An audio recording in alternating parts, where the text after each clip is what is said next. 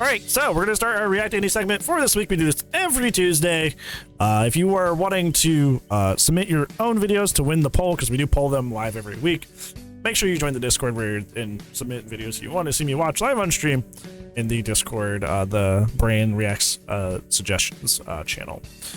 Today, we're starting with Coconut RTS, which is somebody we have watched a lot for the Reacts. It has some very, very interesting takes, a lot of good information as well, and it creates a lot of very, very good conversation, whether you agree with them or not. That I believe is good for the health of the game for us to talk about.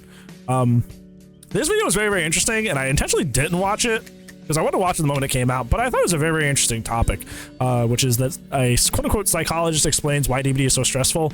And there's a lot of ideas I have on why I think DbD is just kind of inherently stressful. I think if I could phrase it a specific way, I feel like Dead by Daylight is an inherently a humiliating game. I think it's the way I would put it. I think Dead by Daylight is inherently humiliating. No matter what side you play or what happens in the game, there's a lot of scenarios, if not most scenarios in Dead by Daylight, that somebody on the other end feels humiliated. If you path the tile completely wrong and go down and chase in like 20 seconds, the survivor feels humiliated. If the killer gets 4-outed, doesn't even get a kill, that feels humiliating. Like, there's just almost every situation that Dead by Daylight creates, someone on the other end feels humiliated as a result. And I feel like that's why DbD is inherently stressful, because it's embarrassing, essentially. Like, it's humiliating to have whatever happens. And that's most of the gameplay cycle. Most of the things you do in Dead by Daylight feel embarrassing if they go wrong. But that's just my take. Let's see what the quote-unquote psychologist says. Read the article of that psychologist about DbD analyzing what it does to you. There's an article by a psychologist about what DbD does to you. Really? Wait, what are you talking about? Yeah. You have a link to it? Hi, I am a Dead by Daylight player and psychologist. A few gameplay tips for your mental health. Dead by Daylight is a unique game. It stands in the company of other asymmetric games, but it has unique aspects that other games don't that affect our psychology as we play. Are you sure this guy is a psychologist? Yeah. I wanted to. It's Reddit, so you can say whatever. You can say whatever. Oh, you want me to move my camera again? Yeah, it's Reddit, so people can just kind of say whatever the heck they want. Like, I'm a doctor. I'm a contractor. Like, you can say whatever you want on Reddit. You can claim to be whoever. So I would take that with a grain of salt. Explain these concepts and have some advice for how to counter them. Concept 1, humiliation. DbD's gameplay is centered on humiliating your adversary. Yep. Okay, now I'm only gonna know where you guys are if you scream for me. Sounds about right. What? Hey, yo. I would argue that. Hey, wait! I just realized I said this. Hold up. Look at me. Look at the big brain on my head. Look at that. Look at what did I say? What did I say? What did I say? What did I say? What did I say before we started this video? Humiliation. That's why DbD feels bad. It's humiliating. Aspect of the You're psychic? That is a cool type of act Pokemon. Of humiliation. I would want to be psychic, ghost, or dragon. If like I you was a see DbD in side. other games. The reward-based outcomes combined with asymmetric gameplay makes DbD uniquely painful to emotionally process both your losses and wins. Let's look at the various aspects of gameplay. I feel like I called it. Oh, look at me go. Killer humiliates, frustrates a survivor's ability to contribute to their team. Social humiliation. This screams of pain. It feels so good. Frustrates a survivor's ability to level up and earn blood points. Reward denial humiliation. This is getting deep. Frustrates a survivor's ability to appear competent. This is the worst one. This is the worst one. This is why this one where it's like frustrates the ability to appear competent is why so many survivors come after you in the aftergame. Well, not even just survivors. This is why so many people come after people in the aftergame chat, is because this part right here is like, they don't want to appear incompetent. They do not want to appear incompetent. So it has to be someone else's fault. It wasn't that I was incompetent. It was someone, you did something. You ran too strong of a build. You used a bullshit character. You used a bullshit strategy. It wasn't that I played poorly. Ooh, I didn't mean to click that yet. I didn't play poorly. You just did something. I'm not incompetent. You did something that there was literally nothing I had an answer to. So they can avoid appearing incompetent.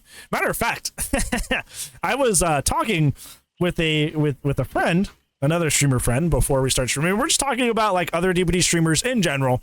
And we talked about a very big Dead by Daylight streamer who, I'm sure you can chew fits as we described this. Somebody who was a very, very, very big killer streamer who only mains killer and only plays survivor somewhat, that has an excuse for basically every single thing that ever happens in the game.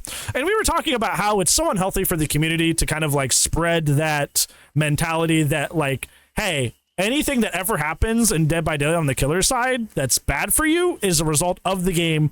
It's survivors are OP, survivors are on comm, survivors have too much OP stuff, and never having that practice to look inward and be like, hey, what did I potentially do wrong? Kind of like match review yourself on the spot and be like, what could I have done better? What could I have contributed more? Like I said, you could probably already figure out who that is just based on like, you know, context clues. But this is why that's a thing, because especially as a content creator trying to make sure that people stay and keep watching you, you don't want to appear incompetent. So streamers especially suffer from this, especially the big ones, because if they appear incompetent, then people are less likely to watch somebody who's incompetent, or at least is perceived as incompetent. So they're going to make up every excuse in the book to not seem that way so they can retain viewers, which is not good because, like me and my friend were discussing, that propagates that bad and unhealthy and honestly toxic mentality to just normal players, because they're like, oh, well, nothing's ever my fault. And then they stay terrible and they stay upset, and it's just a bad thing all around. Peers, mild self-esteem humiliation is not going to make it so close. Oh no, the humanity! Survivor humiliates, frustrates a killer's ability to appear competitive and threatening in the game environment. Yeah, social. This one's dumb. This one I've always disagreed with. Like, I always understand it. It's like, I don't get with killers need to feel threatening. I don't get that. I get that, like, DbD is like a game where you can play very iconic fictional serial killers like Michael Myers, Freddy Krueger, stuff like that. But like, this isn't a sim game. That's not what it is. That game would sell really well. It's called Alien Isolation. Like actually putting well, actually no, because Alien Isolation is you playing as someone avoiding the killer, which is still a sim of an alien movie, just not from the perspective of the xenomorph. That's a good game. Creative Assembly, are you still around? Can you make that? Can you make the sim from the other side, like we are the xenomorph stalking them? But like DbD is not a sim for a horror movie. That's not what it is. It's like it's literally just like very intense freeze tag. That's essentially what it is. It's tag, you're it, I chase you down, I put you on the hook, and that's it. It's not a horror movie simulator. But I feel like just because people see the horror movie characters, they go into Dead by Daylight assuming that Dead by Daylight is a horror movie sim. And when they don't get that, you know, the survivors are literally helpless against me like they are in the movies, because usually in the movies they're just like helpless teenagers, like they're trying to figure out how to pass calculus, much less not die. You know, like it's a completely different environment than like Dead by Daylight, where the survivors, like literally lore wise, the survivors have to be to a certain extent empowered, because the entity thrives off of hope just as much as it does despair as an emotion to feed itself. So the survivors have to be to some level just as powerful as the killers. So it's not really a horror movie simulator, but people have that expectation, and it's not a truthful expectation. And I don't think Dead by Daylight even markets it that way. It's just people go in and assume that, and then they're just let down and disappointed as a result. It's the killer in post-game chat. Saying you are a bum. Why are you so bad at games? Speaking to you makes me feel stupider by the second. I am losing brain cells. Something that while survivors aren't immune No, that's not specifically Dead by Daylight. That's like so many different games. So that's not a DbD specific thing. Group social support resources to easily heal from severe self-esteem humiliation. You talk like your chromosomes went through mitosis. Oh, this one sounds just about right. Yeah, but that's in multiplayer games in general. Concept 2. Roller coaster of emotional injury. Emotional injury? Oh. If a killer wins, but doesn't win right, camping / some glitch / lag, etc., they are deprived of their celebration by the survivors. Survivor decides we were just whether talking the about killer this. can celebrate. Level 1 and camping? Question mark. PFFFF. Yeah, it's a validation. Level It's a 1 validation. And Huntress, you sucks that why you camp and If you won, but not in a way that I approve of, your win is invalid. So they go out of their way to do everything they can to invalidate your experience. And, you know, emotional invalidation, like, a period in life, just doesn't feel good. Like, if you come to somebody and you're like, I'm feeling terrible, and they're like, you don't have a reason to feel terrible about that, it just kind of naturally just feels bad. So in a much more intense and immature use of this tactic, like invalidating somebody's experience just feels bad. So like if I win and I tried so hard and I feel like I pulled that out, and then just suddenly all 4 people that were in the game with me are like, well, that was an invalid win, it just feels bad. This is very true. That's what we call the survivor rulebook. If a survivor wins, but everyone doesn't survive, the sacrificed survivor is deprived of joining in the celebration. The killer can take this opportunity to humiliate them. Hello, buddy? I'm gonna let David stare. Okay. I want you to face camp Fengmin for me, okay? Through all of this, both players' sides undergo extreme stress. Okay. Killer stress. This is what people have been complaining about right now. Okay, they're like, killer is so stressful. I never got why this is like a recent thing. Killer's always been stressful. Killer is always the more stressful of the 2 roles, just inherently, because you're essentially babysitting 4 people at the same time. I was a teacher for 5 years. That does not strike me as weird. I had to babysit groups of 30 people an hour at a time over and over and over again. You know, like that does not faze me. Which is probably why I find Killer to be way more comforting, because I'm like, I'm used to babysitting tons and tons of people at the same time.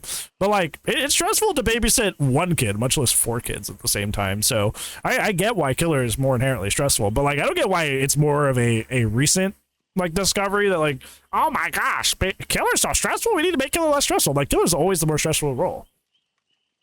Why is this shocking to you? And same thing for survivors. They're like, 3-gen setup, Survivor, so stressful. This is probably going to really hit home with the community. Killers experience states of stress throughout the game. Which state? Trying to find survivors, being evaded by survivers, losing track of survivors, and protecting hooks from survivors' saves. And I want to say this, I've said this before in different videos.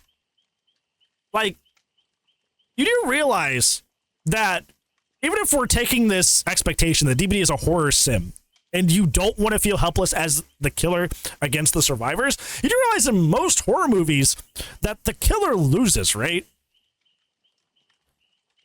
In almost every horror movie, the killer loses.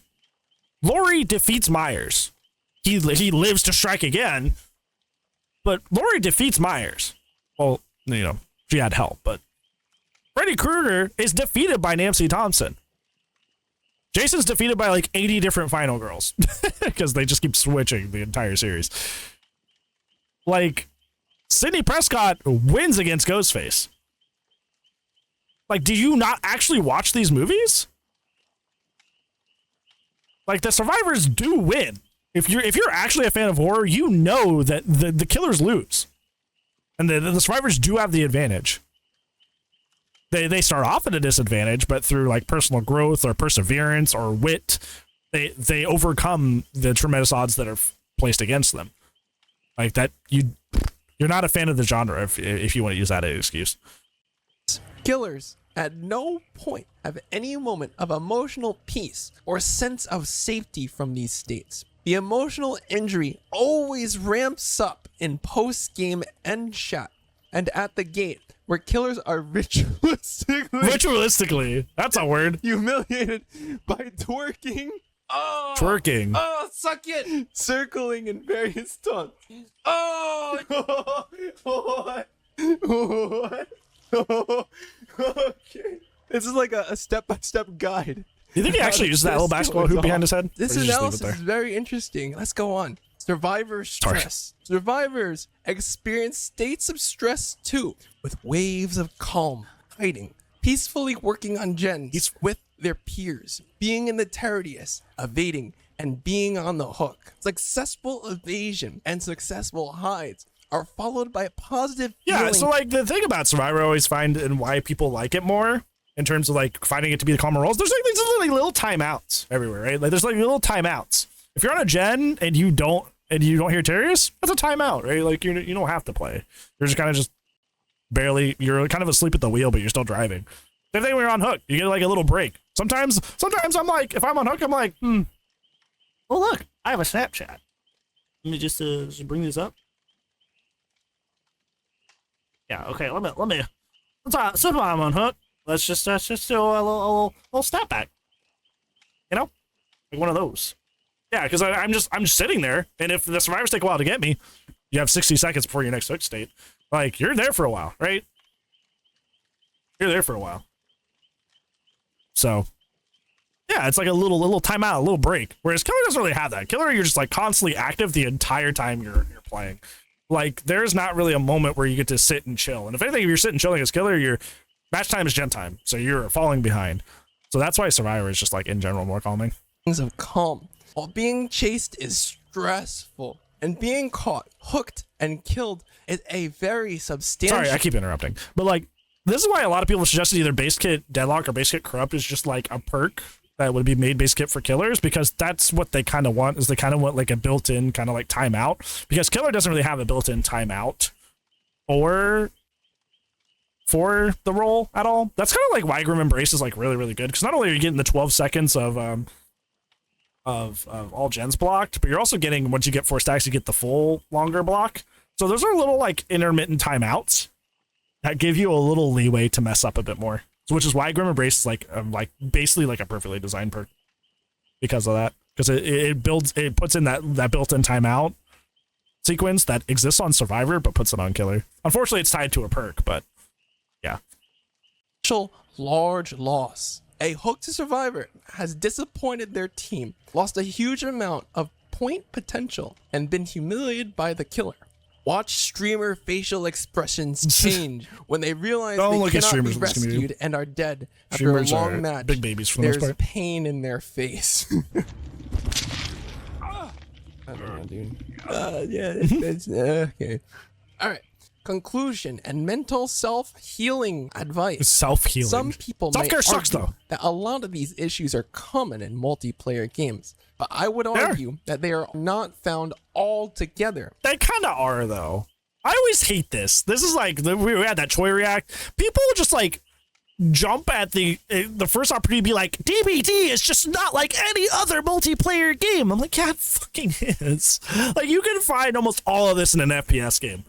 Almost all of this in an FPS game. There is nothing that Dead by Daylight does that is more excruciating or more toxic than the average like FPS or MOBA experience. Like, this is not at all something that you can't find in different genres. I don't get. I feel like it's like almost like not like a pick me mentality. But it's like a like doomer mentality. It's like, no, DbD has it the absolute worst because you're the one going through it. Like, no, like you can find this stuff and like way worse in other gameplay genres. Like DbD is not special for this. And the only reason people think that is because a lot of people only play DbD that like get upset and angry about these things and write these kind of posts. So they just kind of live in their little bubble, the little terrarium. So they just like don't have that outside perspective. And that's honestly like a thing. There's like a whole other like examination that we can have that like a lot of people that actually try to leave Dead by Daylight, I'm sure you've seen streamers do, is like, I'm quitting DbD for good. And then they go to like Overwatch or Valorant or like League. They end up just as frustrated and pissed and mad all the time as they were in Dead by Daylight because they had that perception that like, oh my gosh, I'm going to leave this gameplay genre and everything's going to be better. And they find the exact same stuff that frustrated them about Dead by Daylight happen in other games too, and they're just like a surprise Pikachu face. And it's because of posts like this that just like talk out their ass like, oh yeah, this never happens anywhere else. It's like, come on. Yeah, it does. With so few resources to heal with, collectively, I think DbD's gameplay experiences have a huge potential to disrupt a player's personal life. Holy and moly, their that's too deep. overall mood state. I'm gonna say this. If you take DbD like this, you need to stop.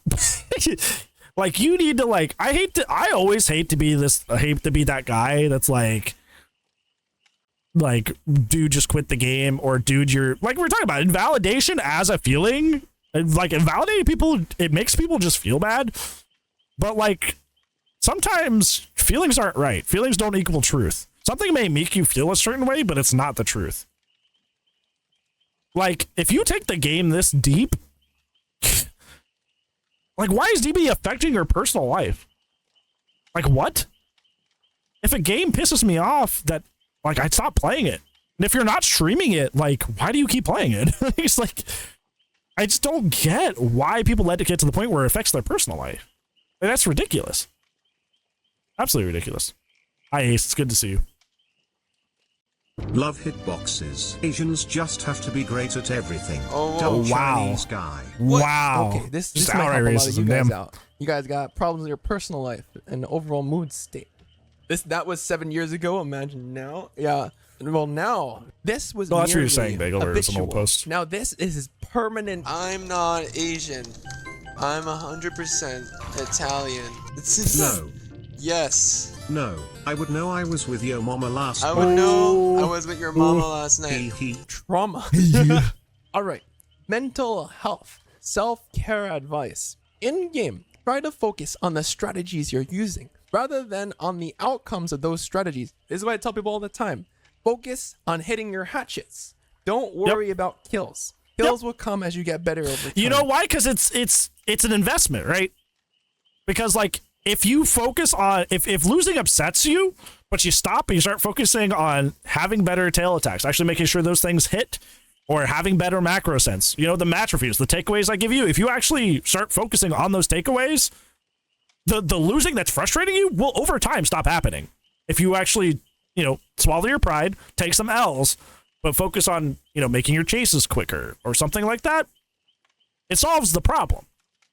You just got to have, like, the maturity to go, okay, well, I'm going to lose a little bit while I'm learning this, and then things will be better. I've been giving good advice. Streamers are experts at doing this. They attribute every loss to the is what I failure was of the saying. strategy, not Yep. to themselves. Yep. Those that don't can be seen raging and screaming. We were talking about these people. regularly in their streams. You guys know somebody like that? Actually, don't say it. Don't say it. Don't say it. Don't answer that. Don't answer that. Rationalize more of the game. For killers, this involves predicting survivor movement. Oh, it is to the left. And recognizing that some survivors are better than others, and will be harder or even impossible to catch. This means evaluating your killers and your teammates' relative skills, and recognizing that they all have different skill levels and different gameplay styles. Sometimes they just aren't competent enough to risk help.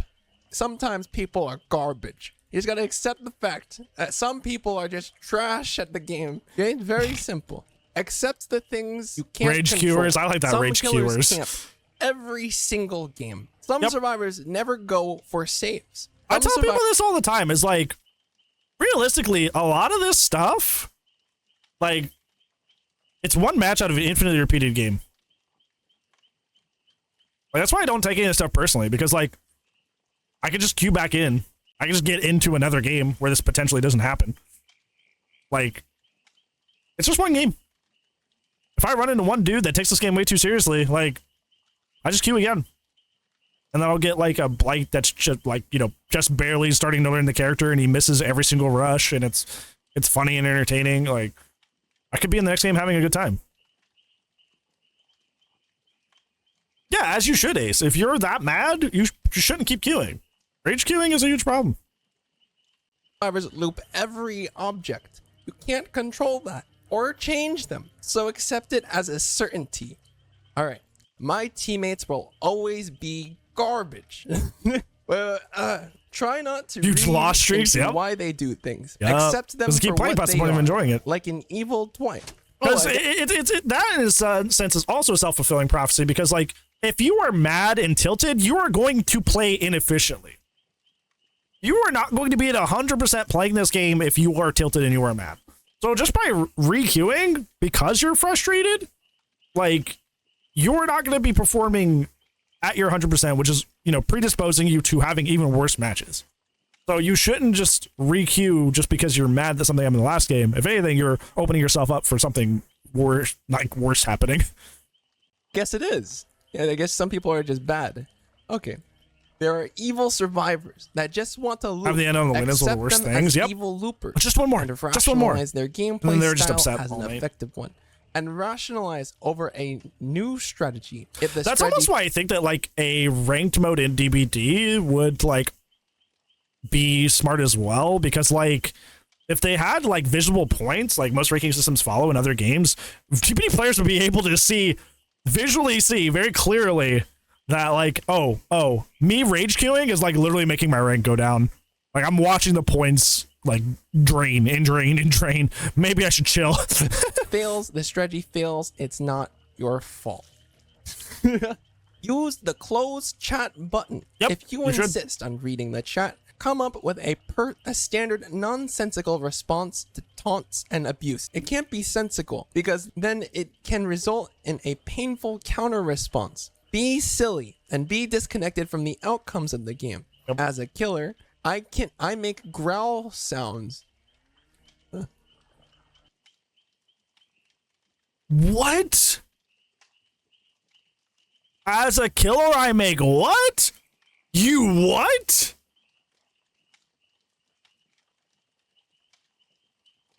What in the furry did I just read? Cuddle nuzzles you?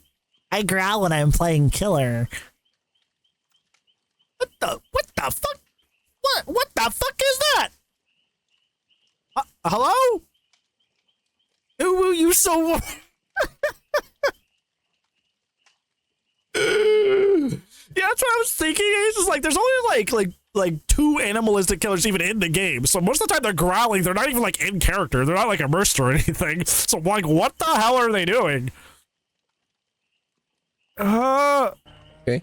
Or just spam ha ha ha ha. Asian cultures do the same thing to diffuse social tension. As survivor, you need to rely on speaking to your teammates, like remarking on how much Chan, you seem fun like you've had had experience with this. I'm playing kind of together. concerned. That helps them too. This was a What? I feel like anything that I hear that's like this culture does this is like almost that's like a red flag. Does anybody else feel that way? Like I feel like that's like a self-tell of like I'm not part of this culture, but I'm just gonna make it a generalized stereotypical assumption about their entire people. That's how that feels to me. Like it feels like it's a self-tell that like you don't know what you're talking about. Psychologist, by the way, totally normal psychologist, totally real psychologist. Trust source, trust me. a psychoanalysis of a Dead by Daylight psychologist Totally. 7 years ago. Now that is currently 2024. Everyone is permanently psychologically damaged. I used to joke about DbD being like a cuck simulator. I guess my instincts were right. Okay, but this person is definitely not a psychologist. Let's just make that evident. Let's make that completely clear. This person is not a psychologist. Like this person is definitely not a psychologist, like at all. And then this person just made this really, really long post after reading like way too many psychology articles and was like, aha, yes, I am the biggest brain. Look at me. So yeah, that's definitely not a psychologist. While it was interesting to see that there was some agreement there that like, hey, DbD's kind of just like inherently humiliating. Or that, yeah, like it's like somebody took psych as a gen ed to make it through college. And like, well, I'm a psychologist now. It definitely gives those vibes too. But yeah, DbD is kind of just inherently humiliating, so I can see why like people don't feel good playing it. But like, it kind of comes from like a deeper problem that like people don't have humility. If that makes sense. DbD can be naturally humiliating, but if you don't have the maturity to have the humility to handle bad things happen to you and not take it to heart and not internalize that right away, like that's a you problem. Which I will also say is fine. It just kind of like dictates that you should probably play single player games where you don't have the ability to be humiliated by another person playing the game. Or if you're playing online games, do them as like PvE games where you work as a team. Like if you're somebody who's not cool with being humiliated, like that's fine. You just can't play, or you should be careful playing online games with a versus component to them, so you don't feel that all the time. Because like that's a you thing at that point. And the game Dead by Daylight itself should not bend knee to account for your inability to have humility. So I don't know. And once again, like I said, people always make it like DbD does this specifically. It's like, no, this happens in like every multiplayer online game. Stop saying that. It's not true. It's misinformation, and it's doom and gloom and makes the situation worse than it already is, because you're making it feel like a special event or a unique case when it's not a unique case at all. It's just online gaming in general. Online versus multiplayer gaming in general. So, yeah.